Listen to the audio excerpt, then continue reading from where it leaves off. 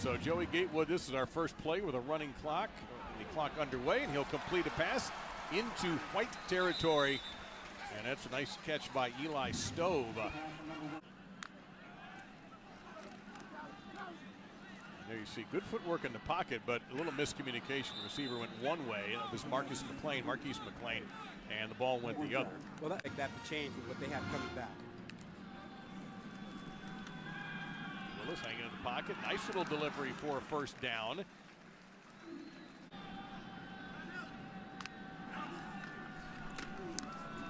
That's a quick toss out to Harold Joyner. He will get into white team territory pretty close to the first. Distanced himself from the freshman quarterbacks with his performance today. Well, that's nicely done on his own read. That'll be a first down. Yeah, he read that perfectly. And that's the thing. You see a guy like that in the open defense instead of the freshman quarterbacks. Here comes a little pressure from the edge, so they did throw a blitz at him. Long for the end zone, and whoa, what a grab, Matthew Hill. Over the shoulder with a defender all over him. I think that was Christian. AT&T Stadium against Oregon. They'll begin their season. So here is Bo Nix. He comes out firing, as you might figure, and that should be close to a first down, if not a first down. And Coach working.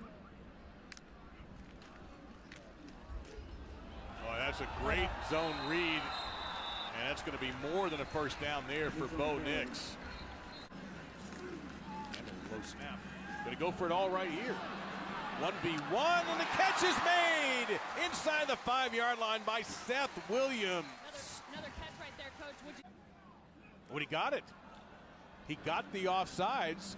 Looking for the flag, and he's also going to get a touchdown to Eli Stove. You got what you wanted there, Coach? You got him to jump. We'll see right here what the official said. With a couple of running backs. It's been all on the ground so far. Here is Williams again, and Williams breaking tackles, going into white team territory, and down he is at the 35-yard line, maybe even the 34, before he was dragged. Williams again, trying to break a couple tackles, but somebody down low had him and was not letting go. It'll be a very hard-earned.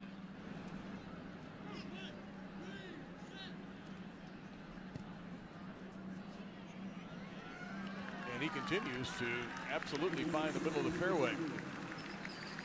Coming up. They're faking that little reverse. A nice little cutback there by Whitlow, and he will get a first. Courier, guys like that. It's not just a menu. It's a feel. Bigwood, nice little throw there inside the 30-yard line. That play's going to be blown dead at the 25. Seth Williams. And we beat North Carolina and Kentucky and Kansas along the way, New Mexico State, and we showed that we belonged. And so I'm just blessed to be a part of this Auburn family. Catches today. He's off to a great start. Willis got a lot of time here. The defense read that beautifully. A hard hit on Malik Miller. That's going to be a loss. Nick and then Cord Sandberg at 4, based on the first quarter performance. And they're going to be alternating throughout the day. That's going to be a first down and more. Cam Martin, but there is a penalty marker down at the himself and amongst his fellow coaches. Deep drop back. Nix is in some trouble there and slings it nicely to Shanker. And back to a point you mentioned earlier about how he keeps his eyes downfield. There was another good example of him keeping. Off and bouncing off of there is DJ Williams. And the coaching staff, you know, right in the end of our conversation yesterday with Malzahn, as Williams carries it all the way out to the.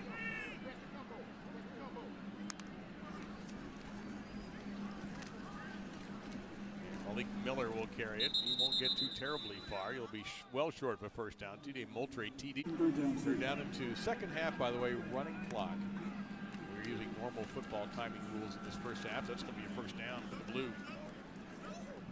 What do you think of it, Bo Jackson? But there have been plenty others, including Ronnie Brown. And this is going to be a nice gain out to the 48-yard line. He's a sophomore out of Mobile. Gatewood, plenty of time. He's going to go toward that area again. And one more time, Seth Williams. And he's experience. shifting on both sides. Pressure coming in from the end, that's and you can see, you could see the coming around the corner, absolutely pulled up. Yeah. Better way to get his point across. It's a brand new day. We got down to about a minute left in this first half. Quick throw, quick catch there by McLean, who's caught 2 passes in a row and dragging a defender down to the 43-yard line.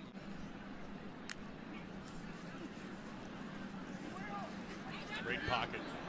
Wide open, and it's going to be Matthew Hill and Bo Nix combining on the touchdown of the Orange squad.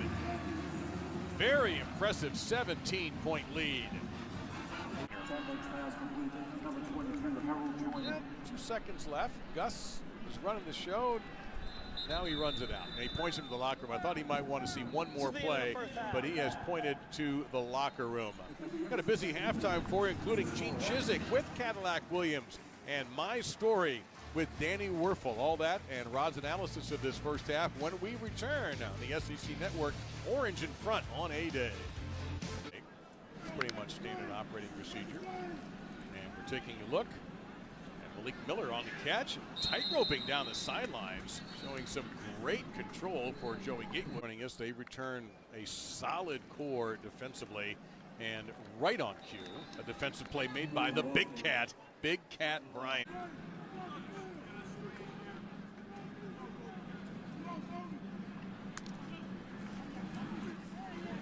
On 3rd and 6, stepping into the pocket nicely is Willis. So they're going to get that first down mark. Let's see, it's very close. James, get them some work. pocket collapsing that time, and he throws a strike. The catch made by Pace Osment, and the football pops out. First turnover of the game is picked up by Devin Barrett.